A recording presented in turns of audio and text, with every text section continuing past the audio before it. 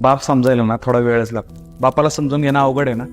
जो बाप आपल्याला तरुणपणे सांगतो बाया हे करू नको ते करू नको, शिस्तीत राहा, अभ्यासावर फोकस कर, तेव्हा आपल्याला बाप दुश्मन वाटतो.